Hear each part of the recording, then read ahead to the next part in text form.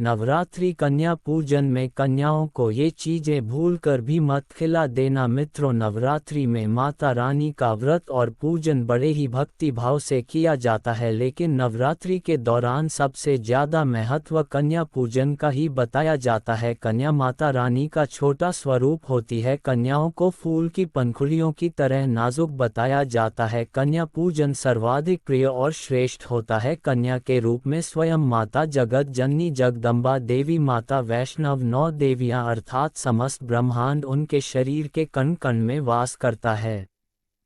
बहुत कम लोग जानते हैं 33 कोटि देवी देवताओं का वास होता है कन्याओं के मस्तिष्क पर। कन्या चाहे छोटी हो चाहे बड़ी हो, वह सदैव ही पूजनीय होती है, माँ के समान मानी जाती है। दोस्तों, कहा जाता है व्रत और उपासना से माता रानी इतना जल्दी प्रसन्न नहीं होती है जितना कि कन्या पूजन करने से होती है। अगर कोई व्यक्ति सच्चे हृदय से पूरी लगन के साथ कन्या पूजन कर देता है तो उसके जीवन की मान्या रानी साए जाता है, दूर कर देती है जाता है। बदले में छोटी आकमया जा का स्वरूप माना पसंद करने के लिए उन्हें गिफ्ट उपहार में अवश्य ही देना चाहिए। कहा जाता है कि अगर कन्याओं को कोई भेंट दे दी जाए और वह उसे खुशी खुशी स्वीकार कर ले तो इसका मतलब है माता रानी अर्थात माता वैष्णव ने आपकी भेंट को स्वीकार कर लिया है। जिन पर कन्या प्रसन्न हो जाती हैं तो समझो उन्हें माता रानी का आशीर्वाद निश्चित रूप से जाता है, उनके मुंह मांगी मुराद पूरी हो जाती है। कन्या पूजन कोई मामूली पूजन नहीं होता है, ये समस्त ब्रह्मांड में जो पूजा होती है उनसे बढ़कर कन्या पूजन को माना जाता है। 10 बार गंगा का स्नान कर लो और 100 बार यज्ञ कर लो तथा 1000 बार यात्रा कर लो, जो पुण्य इन सब से मिलता है वह पुण्य मंत्र नवरात्रि में एक बार कन्या पूजन करने से करोड़ों भक्तों को मिल जाता है। दोस्तों, इसीलिए कहा जाता है कि कन्याओं को कभी भी किसी भी व्यक्ति को भूलकर भी सतना नहीं चाहिए, इससे समस्त ब्रह्मांड हिल जाता है। कन्याओं की जितनी ज्यादा सेवा की जाए उतनी ही कम होती है। कन्याएं कोई मामूली नहीं होती है, स्वयं उनके मस्तिष्क पर माता रानी विराजमान होकर हमारे घर में प्रवेश करती है। नवरात्रि में कन्या पूजन 2 साल से लेकर 10 साल तक की कन्याओं का किया जाता है। शास्त्रों के अनुसार नवरात्रि के दिनों में माता रानी का पूजन करने से और कन्या पूजन करने से माँ दुर्गा अभय वरदान प्रदान कर देती हैं। कुंडली में जो कष्ट होते हैं माता रानी उन्हें ठीक कर देती है। इसी तरह ही सच्चे हृदय वाले व्यक्ति के सभी कष्टों का बड़ी ही आसानी से माता रानी निवारण कर देती है। माता रानी की उपासना से विनम्रता का विकास उत्पन्न होता है, सभी कष्ट दरिद्रता दुख समाप्त हो जाते हैं। अष्टमी अथवा नवमी को कन्याओं के पैर धोकर भोजन कराकर उपहार देना बहुत ही ज्यादा श्रेष्ठ और दुर्लभ माना जाता है। ऐसा मौका कभी हाथों से किसी भी व्यक्ति को जाने नहीं देना चाहिए। इस दिन जितना ज्यादा संभव हो सके कन्याओं को हाथ पकड़कर पैर पड़कर अपने घर तक लेकर आना चाहिए। चलिए दोस्तों, अब जान लेते हैं कि कैसे की जाता है कन्या पूजन और कन्याओं का स्वागत। जब कन्याएं आपके घर आए तब सभी कन्याओं के पैरों को धोना चाहिए। दूध और पानी से उनके पैरों को धोना चाहिए। खासकर मर्दों को कन्याओं के पैर निश्चित रूप से धोने चाहिए, इससे माता वैष्णवी बहुत ही ज्यादा प्रसन्न होती हैं। दोस्तों, फिर उसके बाद कन्याओं को किसी साफ जगह पर जमीन पर कपड़ा बिछाकर बिठाना चाहिए। उनके माथे पर अक्षत कुमकुम फूल और रोली लगाना चाहिए, लेकिन हमेशा याद रखें कन्याओं को खाना खिलाते समय कभी भी उनकी थाली में एक साथ 3 पूरियां नहीं रखनी चाहिए, इसे बिल्कुल भी शुभ नहीं माना जाता है। इससे व्यक्ति को पाप लगता है, क्योंकि 3 पूरी तथा 3 रोटी पाप करने वाले व्यक्ति के लिए ही निकाली जाती हैं और जेल में कैदियों को लिए भी 3 रोटी ही दी जाती है। ऐसे में कन्याओं को उनकी थाली में कभी भी 3 पूरी एक साथ नहीं देनी चाहिए। लेकिन हाँ, आप चाहो तो 1 पूरी 2 पूरी करके दे सकते हो, इससे 3 संख्याएं बढ़ जाती हैं और व्यक्ति को दोष भी नहीं लगता है। दोस्तों, कन्याओं को खाना खिलाने के बाद अंतिम में उनके सर पर आपको लाल चुनरी ओढ़ानी चाहिए और भोजन में आपको खीर पूरी हलवा चना तथा आलू छोले वगैरह की सब्जी बनानी चाहिए। दोस्तों, माता रानी का प्रिय भोजन खीर हलवा पूरी है, लेकिन भूल से भी आपको एक बात का याद रखना है कि माता रानी के भोजन में आपको लहसुन प्याज का बिल्कुल भी इस्तेमाल नहीं करना है, अन्यथा घोर अनर्थ हो जाएगा। आपको पुण्य की जगह पाप मिल जाएगा, आप पाप के भागी बन जाओगे। कई लोग कन्याओं को कुरकुरे का चिप्स पैकेट वगैरह खिलाते हैं, जो कि घोर पाप होता है, क्योंकि उनमें लहसुन प्याज का इस्तेमाल किया जाता है, जिसके कारण आपका व्रत भी खंडित हो जाता है। माता दुर्गा आपसे बहुत ही ज्यादा नाराज हो जाती हैं। दोस्तों, कन्याओं को कभी भी डब्बा बंद कोई भी ऐसी चीज़ नहीं खिलानी चाहिए जिसमें लहसुन प्याज का इस्तेमाल होता हो। कई चीज़ तो ऐसी मार्केट में आजकल मिलती है जिसके अंदर लहसुन प्याज का इस्तेमाल किया जाता है, ऐसा आप कभी मत करना। आप कन्याओं को बाहर से मंगाया हुआ रेडीमेड खाना लाकर बिल्कुल भी मत खिलाना, चाहे आप अपने घर पर रोटी ही क्यों ना बनाओ, लेकिन माता रानी को अपने हाथों से बनाया हुआ ही खाना खिलाना चाहिए। क्योंकि दोस्तों, मार्केट से रेडीमेड खाना वही लोग खिलाते हैं जिनके घर में कोई दुर्घटना हो जाती है, या जिनके घर में कोई सदस्य बीमार हो जाता है, या जिनके घर में मुसीबत होती है, तब आप ऐसा खाना खिला सकते हैं। दोस्तों, हमेशा एक बात ध्यान रखनी चाहिए कि कन्याओं को प्लास्टिक के बने दोने पत्तल आदि में खाना नहीं खिलाना चाहिए। ऐसे बर्तन पूजा पाठ के लिए शुभ नहीं होते हैं, क्योंकि प्लास्टिक के ज़्यादातर बर्तन जो होते हैं जानवरों की हड्डियों से बनाए जाते हैं, इसीलिए ऐसा पाप कभी नहीं करना चाहिए। हमेशा स्टील के बर्तन या पत्तों से बने बर्तनों में ही भोजन कराना चाहिए। ये बहुत ही शुभ माना जाता है। अगर पेड़ के पत्ते में भोजन करते हैं तो माता रानी अभय वरदान प्रदान करती है। दोस्तों, एक बात का आपको निश्चित रूप से ध्यान रखना है कि यदि नवरात्रों के समाप्त होने के बाद यदि बीच में कन्या पूजन में शुक्रवार का दिन पड़ जाए तो कन्याओं को कोई भी खट्टी चीज़ भूलकर भी नहीं खिलानी चाहिए, क्योंकि शुक्रवार का दिन माता संतोषी का दिन होता है और नवरात्रि के दिनों में माता संतोषी सक्रिय अवस्था में हो जाती हैं, यानी वह भी 9 देवियों के साथ में आपके घर में वास करने के लिए आ जाती हैं। इसीलिए कन्याओं को भूलकर भी शुक्रवार के दिन नवरात्रि में खट्टी चीज़ बनाकर नहीं खिलानी चाहिए, वरना आपको घोर पाप लगेगा और आपका किया कराया सब बर्बाद हो जाएगा। खट्टी चीज़ से माता संतोषी बहुत ही ज़्यादा नाराज हो जाती है, इसीलिए नादान ना बने।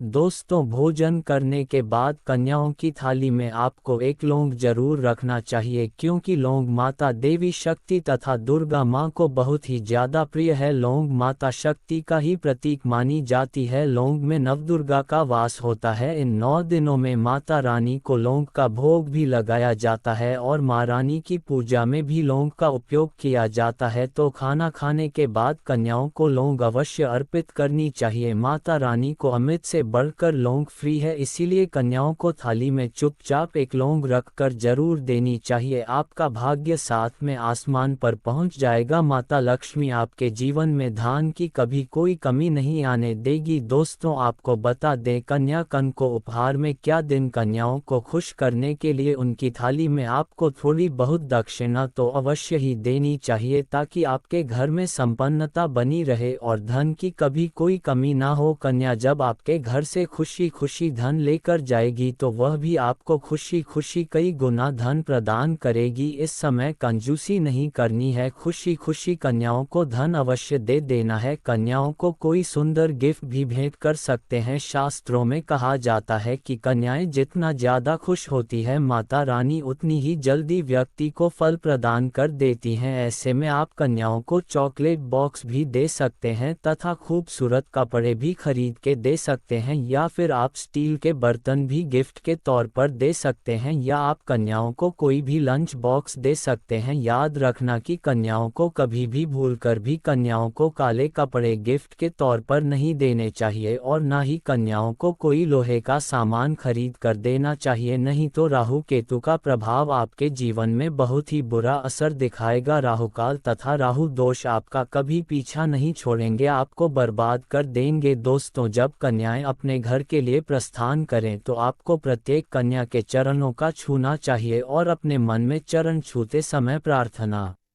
बोलनी चाहिए। सच्चे दिल से मांगी हुई मुराद माता रानी निश्चित ही पूरा करती है। सच्चे दिल का मतलब मन से कोई भी लालच ना हो, और अगर वह लालच माता रानी को पाने के लिए बन जाए तो उसे बोलते हैं सच्ची श्रद्धा और सच्ची भक्ति। ऐसी भक्ति के आगे स्वयं 33 कोटि देवी देवता आपको नमस्कार कर देते हैं। दोस्तों, नवरात्रि के दिनों में अगर आप नवरात्रि के 9 दिनों तक अखंड ज्योति जलाने वाले हैं तो गलती से भी आपको घर खाली छोड़कर नहीं जाना चाहिए। जिस घर में अखंड ज्योत जली हो वहां हर समय कोई ना कोई अवश्य होना चाहिए। 9 दिन का व्रत रखने वाले भक्त को प्रतिदिन स्नान के बाद स्वच्छ वस्त्र धारण करने चाहिए। नवरात्रि के दौरान अगर आप स्वच्छ नहीं रहेंगे तो माता आपसे नाराज हो सकती हैं। नवरात्रि के व्रत रखने वालों को नींबू खाने से भी परहेज करना चाहिए। इसके साथ ही मांस मदिरा का सेवन करने से भी बचे। अगर आप मांस मदिरा का सेवन करते हैं तो माता आपसे रुष्ट हो जाएंगी। कई लोग नवरात्रि के दौरान व्रत रखते हैं और दिन में सो जाते हैं। शास्त्रों के अनुसार नवरात्रि के दौरान आपको गलती से भी दिन के समय नहीं सोना चाहिए। दिन के समय आप माता के मंत्रों का जप कर सकते हैं। नवरात्रि के 9 दिनों में वासना जनित विचारों को ना आने दे, मन को विचलित होने से रोके और इसके लिए आध्यात्मिक पुस्तकों को पढ़े। इस दौरान शारीरिक संबंध बनाने से भी आपको बचना चाहिए। व्रत रखने वाले भक्तों को चमड़े से बनी चीजों का इस्तेमाल नहीं करना चाहिए। बेल्ट, जूते, चप्पल यदि चमड़ के हैं तो उनका इस्तेमाल इस अवधि में ना करें। नवरात्रि में भोजन को लेकर भी नियम बताए गए हैं। इस दौरान आपको लहसुन, प्याज जैसे तामसिक भोज पदार्थों का सेवन करने से बचना चाहिए। 9 दिनों तक नाखून, दाढ़ी, बाल और नाखून काटने की भी मनाही ही होती है। व्रत रखने वाले फलाहार कर सकते हैं, लेकिन फलाहार आपको प्रतिदिन एक ही स्थान पर करना चाहिए। इस अवधि में माता की पूजा के दौरान गलती से भी बीच में ना उठे। अगर आप ये गलती करते हैं तो माता नाराज हो सकती। दोस्तों, नवरात्रि के पूरे 9 के 9 दिन घर में किसी भी सदस्य को भूलकर भी नाखून नहीं काटने चाहिए। नाखून काटने वाली मशीन का प्रयोग भूलकर भी नहीं करना चाहिए। ये बहुत ही ज्यादा अशुभ माना जाता है। इसी प्रकार से दोस्तों, आप लोगों को इस बात का भी बहुत ही ज्यादा ध्यान रखना होगा कि माता रानी जी की पूजा में आपको किसी भी तरीके से किसी भी चमड़े की चीज का प्रयोग भूलकर भी नहीं करना है। देखिए दोस्तों, क्या होता है, बहुत सी माताएं बहनें नवरात्रि का व्रत तो रख लेती हैं, माता रानी जी के मंदिर भी जाती हैं, चौकिया पर जाती हैं, तो आप लोग इस बात का ध्यान अवश्य रखिएगा। कृपया करके आप लोग कभी भी माता रानी जी के पंडाल पर जा रही हैं तो आप किसी भी चमड़े वाली चीज को पहन के मत जाएगा, जैसे कि बटुआ हो गया या फिर बेल्ट हो गई, चमड़े की चप्पल हो गई। चमड़े वाली चीजों से आप लोगों को दूरी बनाकर रखनी होगी। इस बात का आप लोगों को विशेष रूप से ध्यान रखना है। यदि आप नवरात्रि के 9 दिन का व्रत रख रही है तो कृपया करके दोपहर में भूलकर भी नहीं सोना चाहिए, वरना नवरात्रि के 9 दिन कभी भी दोपहर में आप सो जाओगी तो माता रानी आपसे क्रोधित हो जाएंगे। यदि दोस्तों अपने ने नवरात्रि का व्रत रखा है तो ये कुछ ऐसी बातें हैं जिनका यदि आप लोग विशेष करके ध्यान देंगे तो आपके जीवन में आपको कभी भी किसी भी प्रकार की परेशानी का सामना ही नहीं करना पड़ेगा। यानी कि माता रानी जी की आपके ऊपर कृपा होगी और माता रानी जी का आपके आशीर्वाद मिलेगा। आपकी व्रत का पालन करने के आपको करोड़ों गुना लाभ देखने को मिलेगा। माता रानी जी का आपके आशीर्वाद मिले तो सबसे पहले आपको इस बात का ध्यान रखना होगा कि यदि आप माता रानी जी के लिए 9 दिन का व्रत रखने जा रहे हैं तो आपको लाल कपड़े पहन करके माता रानी जी की पूजा अवश्य करनी होगी। देखिए दोस्तों, माता रानी जी को लाल रंग बहुत ही ज्यादा प्रिय होता है। यदि लाल रंग का प्रयोग करते हुए आप माता रानी जी की पूजा पाठ करेंगे तो आपकी पूजा जरूर सिद्ध हो जाएगी। आपका पूजा का पालन करेंगे तो आपको करोड़ों गुना लाभ देखने को मिलेगा। दूसरा, आपको इस बात का विशेष रूप से ध्यान रखना होगा, आप जब भी आप माता रानी जी के लिए पूजा पाठ करने जा रही हो तो पूजा पाठ करने से चौकी के पास थोड़ा सा गंगाजल का छिड़का प्रतिदिन आपको अवश्य कर लेना है। गंगाजल का छिड़काव करने के पश्चात ही माता रानी जी की पूजा पाठ करेगा। ये बहुत ही ज्यादा शुभ बताया जाता है। यदि आप माता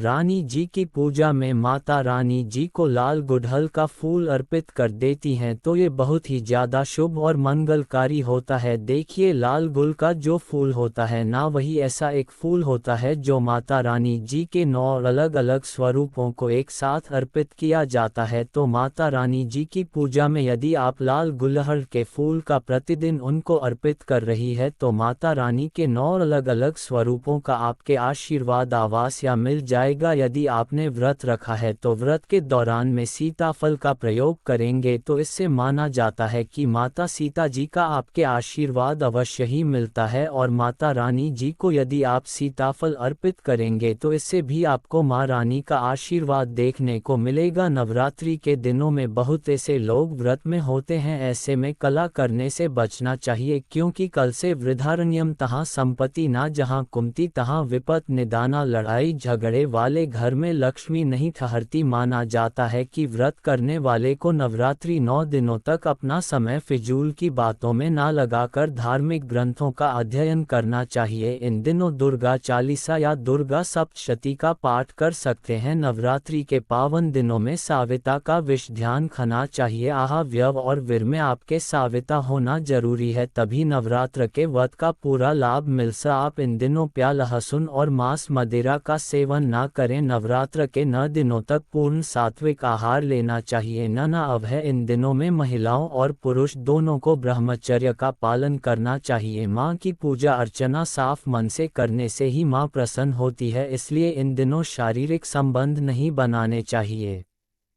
अंत में चैनल को सब्सक्राइब जरूर कर लेना मित्रों।